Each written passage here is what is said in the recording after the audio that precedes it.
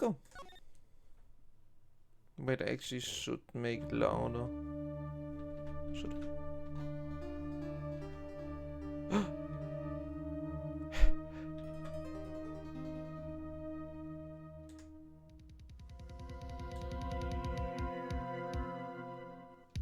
Damn it, why me? I can't get enough. Not like this. I can't get caught. Not like this. I've got to find someone to pin this on.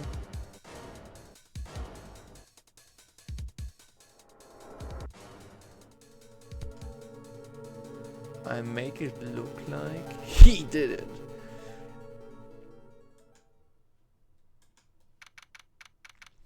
August 3rd, 9:47 a.m. District Court, Defendant Lobby number 2. Boy, am I nervous. Right.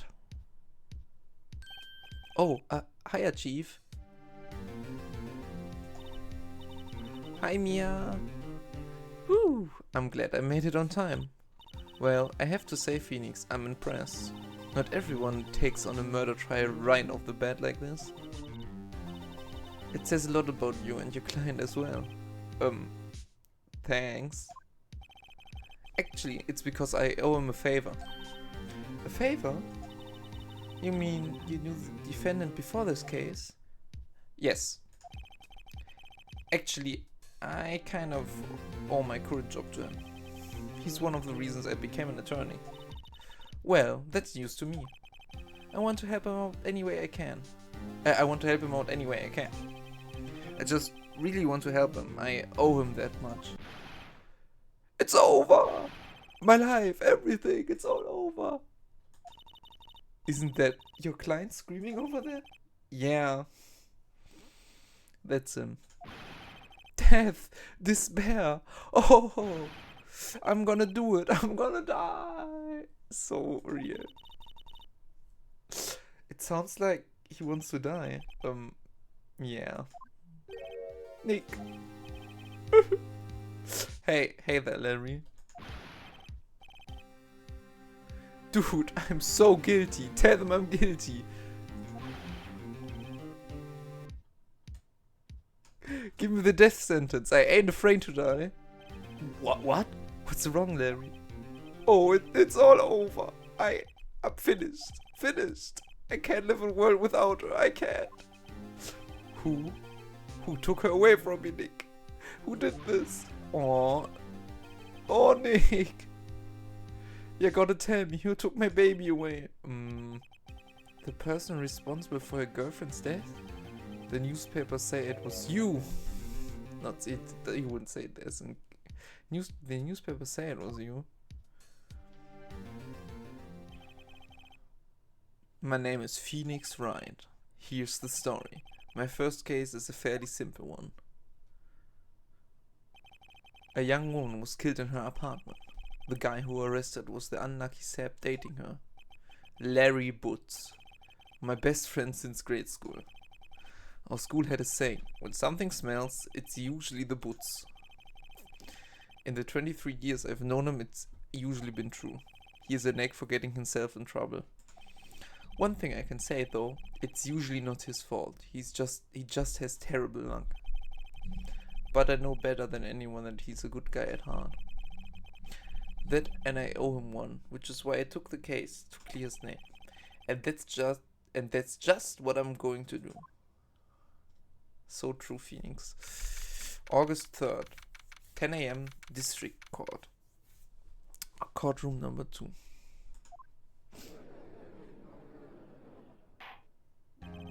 The court is now in session for the trial of Mr. Larry Woods. The prosecution is ready, Your Honor. The defense is ready, Your Honor. Mr. Wright, this is your first trial, is it not? Yes, Your Honor. I'm a little nervous. Your conduct during this trial will decide the fate of your client. Murder is a serious charge for your client's sake. I hope you can control your nerves. Thank you, Your Honor. Mr. Wright, given the circumstances, I think we should have a test to ascertain your rightness. Yes, Your Honor.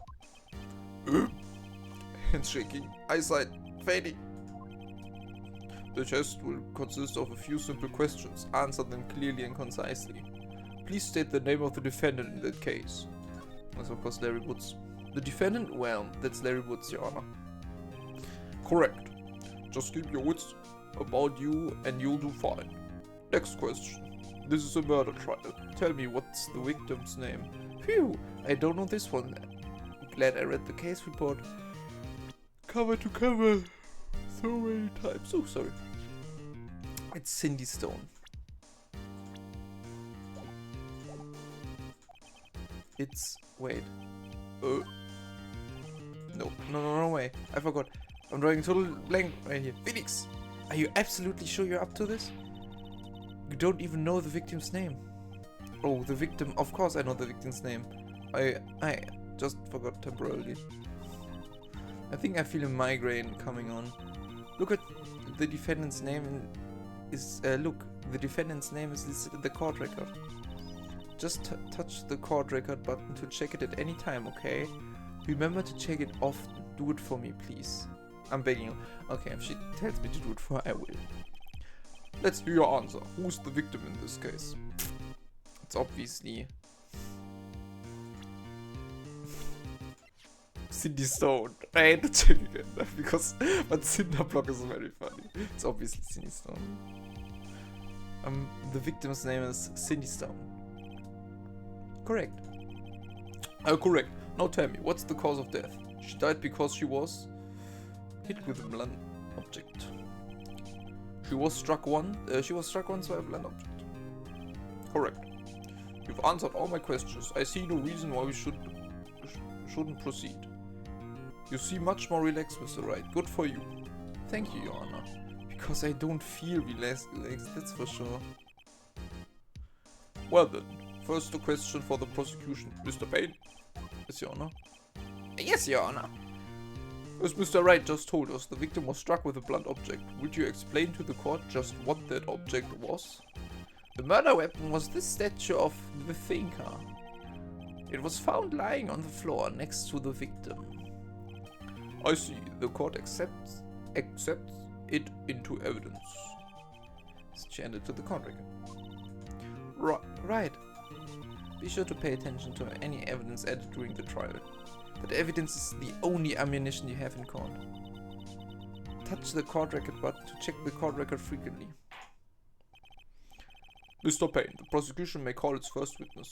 The prosecution calls the defendant Mr. Woods into the witness stand. Chief, what do I do now?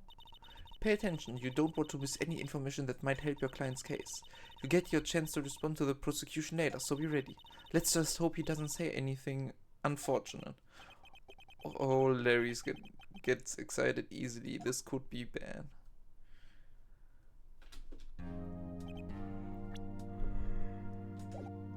Ahem! Mr. Woods, is it not true that the victim had recently dumped you? Hey, watch it, Bunny! We were great together. We were Romeo and Juliet, Cleopatra and Mark Anthony. Didn't they all die? I wasn't dumb. She just wasn't taking my phone calls or seeing me. Ever. What's it to you anyway? Mr. Woods, what you described is generally what we mean by dumped. In fact, she had completely abandoned you and was seeing other men. She just returned from overseas with one of them the day before the murder. What do you mean, one of them? Lies, all of it lies. I don't believe a word of it. Your Honor, the victim's passport. According to this, she was in Paris until the day before she died. Indeed, she appears to have returned the day before the murder. Dude, no way. The victim was a model, but did not have a large income. It appears that she had several sugar daddies. Daddies? Daddies? Sugar? Yes, older men who gave her money and gifts. She took their money and used it to support her lifestyle. Dude! can clearly see what kind of woman this Miss Stone was. Tell me, Mr. Boots, what do you think of her now? Right. I don't think you want him to answer the question. Yeah. Larry has a way of running the mouth in the wrong directions. Should I? Stop from answering. My client had no idea the victim was seeing other men. The question is irrelevant to this case. Oof! Wins. Dude, Nick, what do you mean irrelevant? The cheating she-dog. Why did he should say he should have said bitch. She-dog is a crazy way to not say bitch. I'm gonna die. I'm just gonna drop dead. Yeah, when I meet him afterlife, I'm going to get to the bottom of this. Let's continue with the trial, shall we? I believe the accused's motive is clear to everyone. Yes, quite. Oh boy, this is so not looking good. Next question. You went to the victim's apartment on the day of the murder, did you not?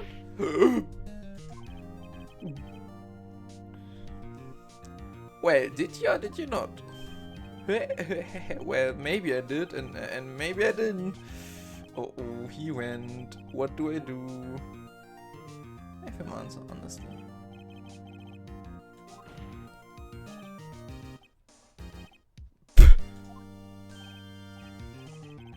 Yeah, I was there. I went. Order. Well, Mr. Boots. Dude, chill. She wasn't home, man, so I like, didn't see her. Your Honor, the defendant is lying. Lying? The prosecution would like to call a witness who can prove Mr. Boots is lying. Well, that simplifies the matter. Who's your witness? The man who found the victim's body. Just before making the gruesome discovery, he saw the defendant fleeing the scene of the crime. Order in the court. Mr. Payne, the prosecution may call its witness. Yes, Your Honor. This is bad. On the day of the murder, my witness was selling newspapers at the victim's building. Please bring Mr. Frank Sawit to the stand. Mr. Frank saw it, my bad. Mr. Frank saw it. Mr. Saw it. Fucking Ace Attorney. You see newspaper subscription. You sell newspaper subscriptions. Is this correct? Oh, oh yes, newspapers. Yes. Mr. Sawit, you may proceed with your testimony. Please tell the court what you saw on the day of the murder. Now it's time for witness testimonies. I was going door to door, selling subscriptions, when I saw a man fleeing an apartment. I thought he must be in a hurry, because he left the door half open behind him. Thinking it's strange, I looked inside the apartment. Then I saw her lying there, a woman, not moving. Dead!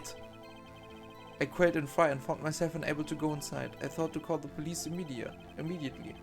However, the phone in the apartment wasn't working. I went to a nearby park and found a public phone. I remember the time exactly. It was 1 PM. The man who ran was without a doubt the defendant sitting over there.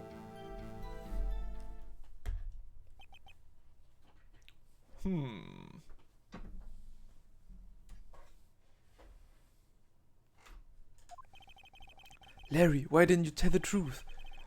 I can't defend you against a testimony like this. Incidentally, why wasn't the phone in the victim's apartment working? Your Honor, at the time of the murder, there was a blackout in the building. Aren't phones supposed to work during a blackout? Yes, Your Honor. However, some cordless phones do not function normally. The phone that Mr. Sawit used was one of those. Your Honor, I have a record of the blackout for your perusal. Record added to the court record. Now, Mr. Wright. Yes. Yes, Your Honor. You may begin your cross-examination. Cross-examination, Your Honor. Oh, alright, right. This is it, the real deal. What exactly am I supposed to do? Why? You exposed the lies in the testimony the witness just gave. Lies? What? He was lying? Your client is innocent, right? Then that witness must have lied in his testimony. Or is your client really guilty? How do I prove he's not? One moment. Here's my drink.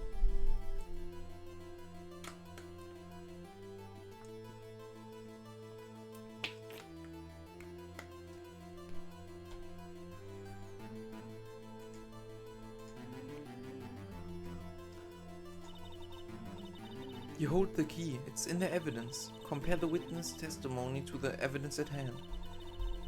There's bound to be a contradiction in there. First, find contradictions between the court record and the witness testimony.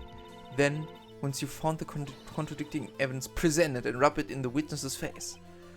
Okay. Touch the court record button to point out contradictions in the testimony.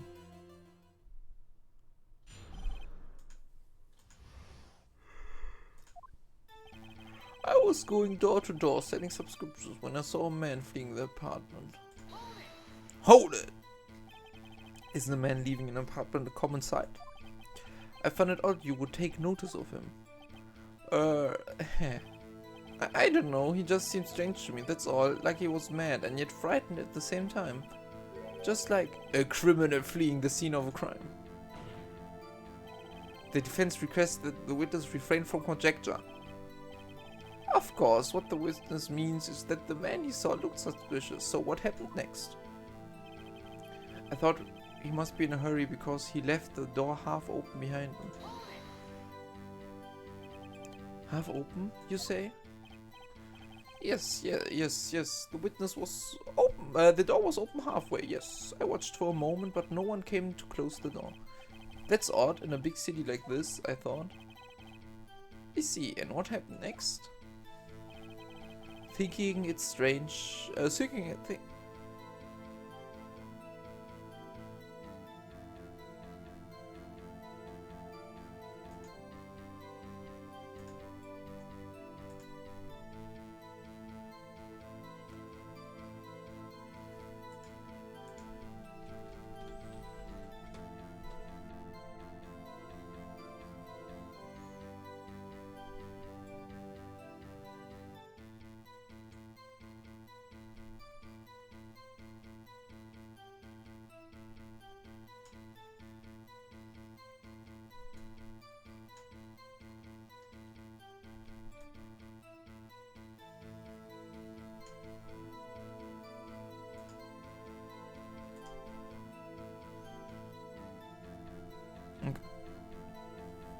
Oh, sorry.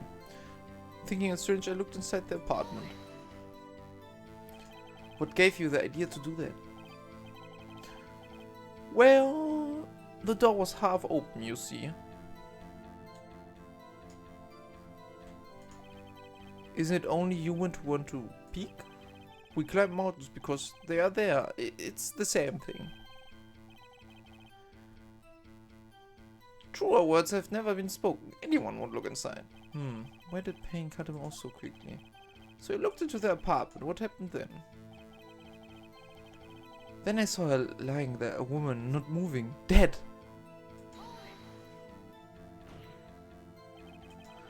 Are you sure she was dead? Well, no, I guess I wasn't. But she wasn't moving at all, and there was blood everywhere. I guess that would fatal to anyone. Very well, what happened next? I quailed in fright and found myself unable to go inside. So, you didn't touch anything in the apartment? Yes, I mean, no, nothing. Okay, what happened next? I thought to call the police immediately. You thought to call the police? Does that mean you didn't actually call them? Please, listen to the rest of the testimony. You thought to call the police. What happened next? What happened next? Well, it's fine. But the phone in the apartment wasn't working. The phone in her apartment wasn't working. Yes, I mean, no. No, it wasn't, right? But you said you didn't go into the apartment, or did you? Oh, that I can explain that. There was a cordless phone on a shelf in the entranceway. I reached inside and tried using it to call. And that phone wasn't working, correct? Hi, Muna. It's okay. You are an EP princess. An EP princess. What happened next? I went to a nearby park and found a public phone. Why use a public phone? Well, you see, I don't have a cell phone, and being in the middle of the afternoon, there was no answer at the nearby apartments. Alright, what time did you call again? I remember the time exactly. It was 1 PM. If you look at the notice...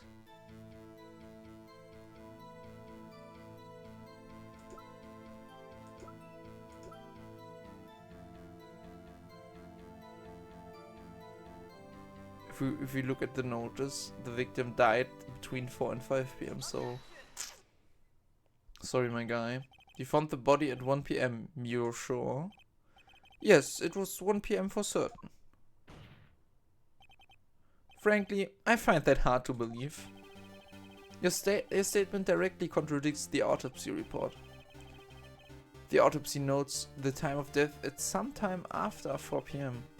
There was nobody to find at 1 PM. How do you explain this 3-hour gap? Huh?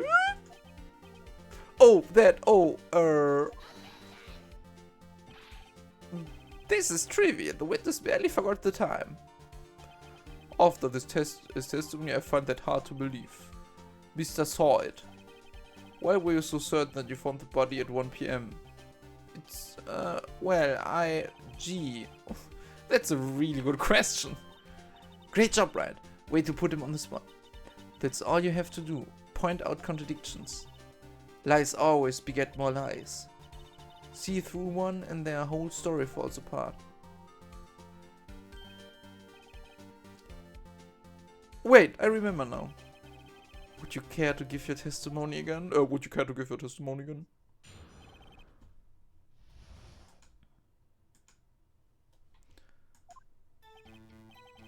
You see, when I found the body, I heard the time. There was a voice saying the time. It was probably coming from the television. Oh, but it was 3 hours off, wasn't it? I guess the victim must have been watching a video of tape program. Wait, that's why I thought it was 1 PM. Terribly sorry about the misunderstanding. Okay, that one's easy. I see. You heard a voice saying at the time on the tape program. Mr. Wright, you may cross-examine the witness. Right, you know what to do. I've got this one, yeah. This one's pretty easy. Say he saw the time probably from television, but the power went out during that time, so... yeah. Hold it right there. The prosecution has said there was a blackout at the time of the discovery, and this record proves it. Who? You couldn't have heard the television or a video. Gah! Well... The defense has a point. Do you have an explanation for this, Mr. Sword? No, I find it quite puzzling myself, quite. Ah! Wait, I remember now. Mr. Sword, the court would prefer to hear an accurate testimony from the very beginning. These constant corrections are harming your credibility.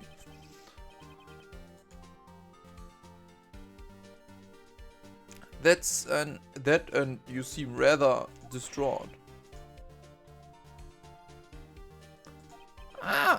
My apologies, Your Honor. I must have been the shock of finding the body. Very well, Mr. Sword. Let's hear your testimony once more, please.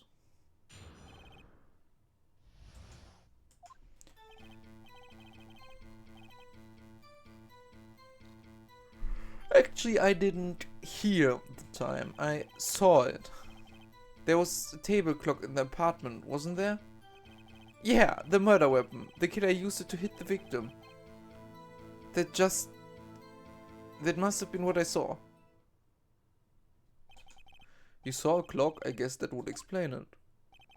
The defense may cross-examine the witness. Gladly. And one's easy too. This is the tutorial case, so it's rather easy. The contradiction here.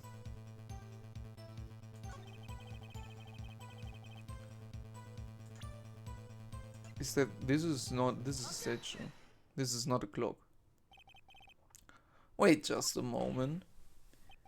The murder weapon wasn't a clock. It was the statue.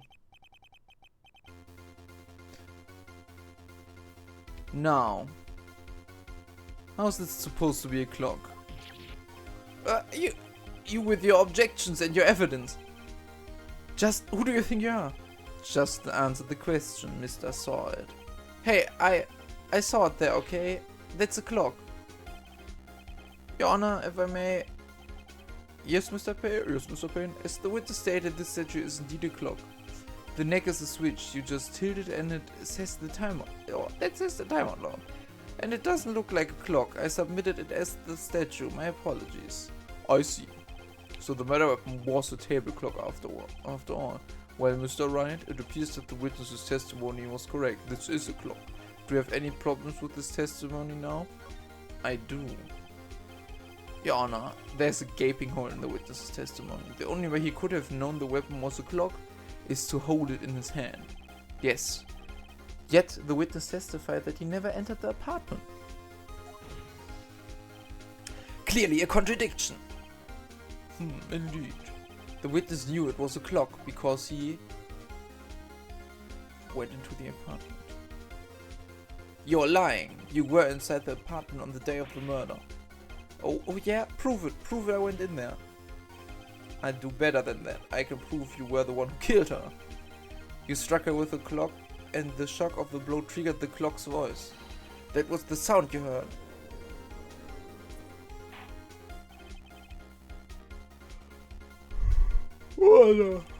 Order in the court. Intriguing. Please continue, Mr. Wright. Yes, Your Honor. Mr. Saul, the sound must have left quite an impression on you. Understandable, since the murder weapon spoke just as you hit the victim. That voice was burned into your mind. That's why you were so certain about the time. What's the meaning of this? This is all baseless conjecture. Baseless? Just look at the witness's face. Would the witness care to elaborate? Did you strike the victim with the clock? I never. Look, the clock, I heard, no, I mean, I saw,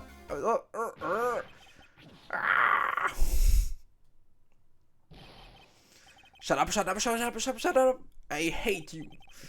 It was him. I tell you, I saw him. He killed her and he should burn. Burn! Give him death!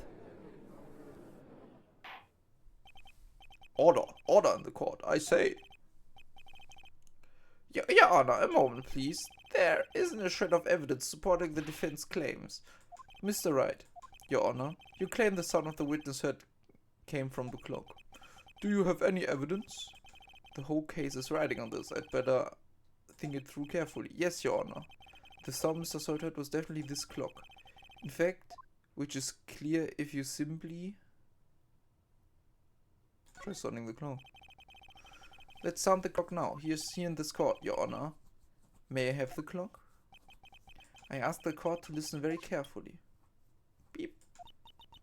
I think it's 8:25. That certainly is a strange way to announce the time. Well, he is the thinker after all.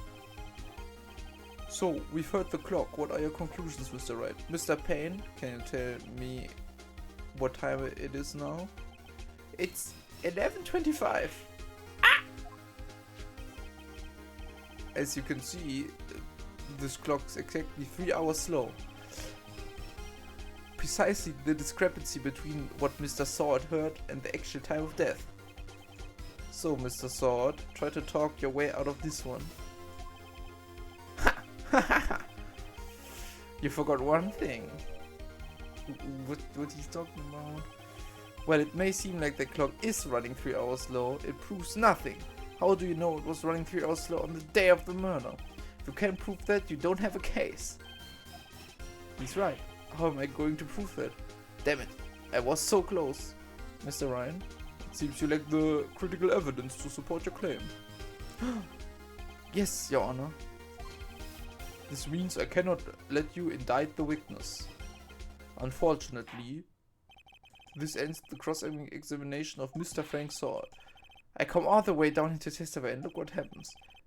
They treat me like a criminal. A criminal! You lawyers are all slime. I almost had him. Sorry, Larry.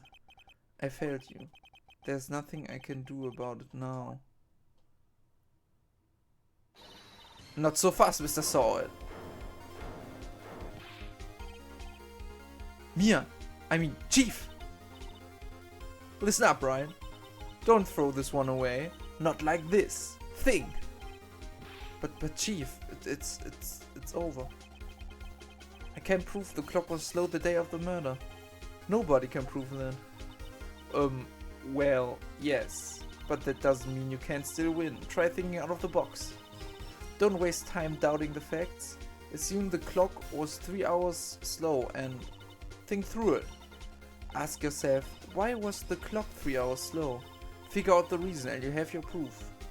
Right, Mr. Wright? Can you think of a reason to why the clock would be 3 hours slow? Yes.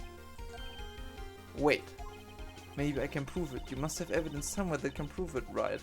Why did I let them have it? Well, Mr. Wright, you said the clock was already running slow on the day of the murder. Have you found evidence to support this claim? Of course. There's a piece of evidence in the court record that can prove my claim beyond certain doubt. Tough words. Let's see how you pull this one off. Let's see this evidence that proves why the clock was running slow. Yeah, it's the passport. She was in Paris after all. The victim had just returned home from abroad the day before the murder. As we all know, the time difference between here and Paris is 9 hours. When it's 4 PM here, it's 1 AM the next day there. The clock wasn't 3 hours slow, it was 9 hours fast. The victim hadn't reset her clock since returning home. That's why the time you heard when you struck her dead in her apartment was wrong.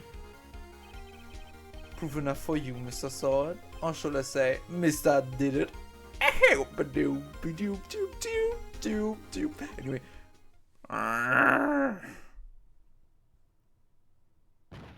Fucking died.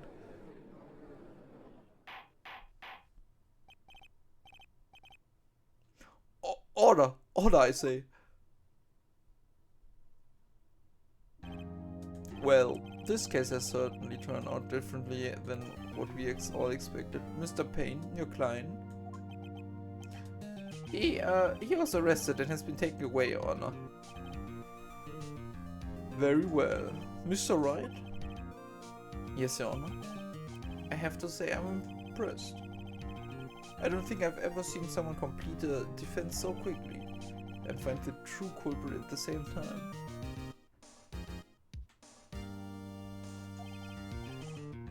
Thank you, Your Honor. At this point, this is only a formality, but this court finds the defendant, Mr. Larry Boots, not guilty. Yippee! Yippee-hoo! Yippee! And with that, the court is adjourned.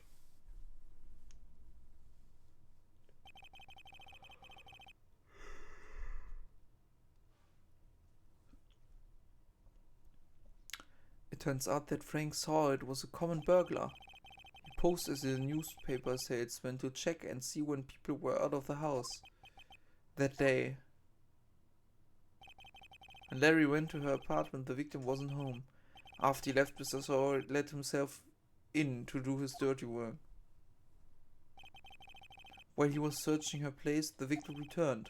Flustered, Mr. Sawyer grabbed the nearest blunt object he could find.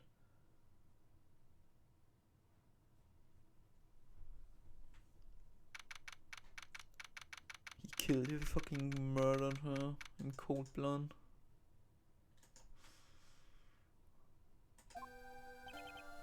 Whew! I still can't believe we won. Right, good job in there. Congratulations. Thanks, Chief. I owe it all to you. Not at all. You fought your own battles in there.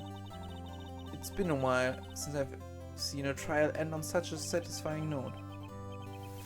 Never seen the client look, the chief looking this happy.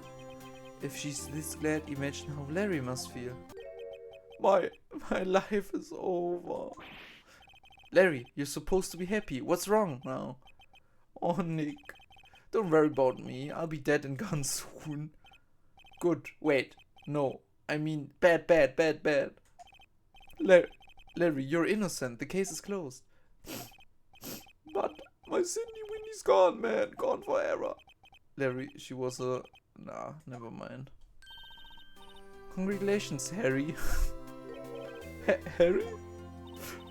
Yes, you. I can practically see the headlines now. Harry Boots, innocent. Hey, thanks. I really owe you one. I won't forget this, ever. Let's celebrate. Dinner, movie, my treat. Oh no, I couldn't. She's a lesbian. Hey, I was the one who got you off the hook. Oh, hey. Here, take this. It's a present. A present? For me? Wait, wasn't this the evidence that... Actually, I made this clock for her. I made one for her and one for me. Really? You made this? Well, thank you. I'll keep it as a memento. Yo, Nick. Can you believe it? I was so into the chick. And she was just playing me for a fool. Don't that make you wanna just cry? Larry. Are you sure? Are you so sure? Excuse me? I think she thought quite a lot of you in her own way. Nah, you don't gotta sympathize with me. So okay. It's so okay. What the fuck is so... Anyway. Oh, I'm not just sympathizing, really. Isn't that right, Mr. Wright? Do you have something to show your friend? Something that proves how she felt about him? Oh, yeah, right. What the heck is she talking about? She's talking about the thinker. Check this out, Larry. Proof positive you weren't just some chump to her. Huh? Where'd you get that clock? This is the clock you made for her, Larry. She took it with her when she traveled.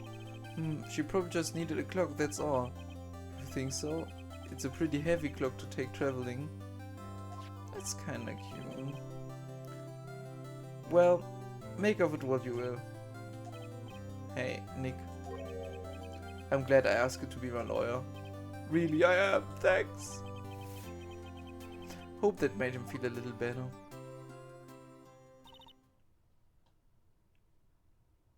Right. I hope you see the importance of evidence now. Also, hopefully you realize things change depending on how you look at them. People too. We never really know if our clients are guilty or innocent. All we can do is believe in them.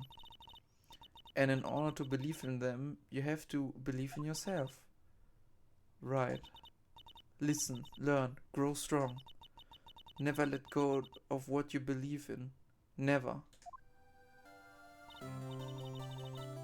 Well, I think our work here is done. Shall we be off?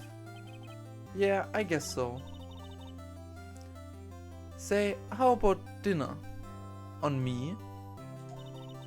We'll drink a toast to innocent Butts. Yeah! Oh, speaking of Harry,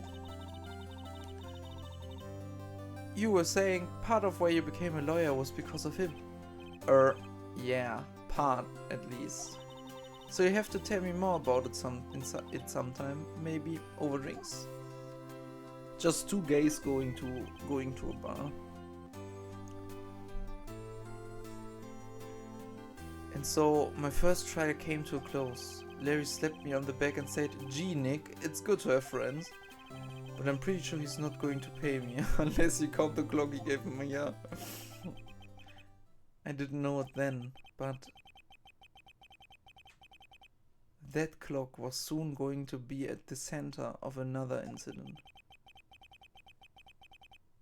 And my promise to tell the chief about me and Larry would be one promise I wouldn't be able to keep.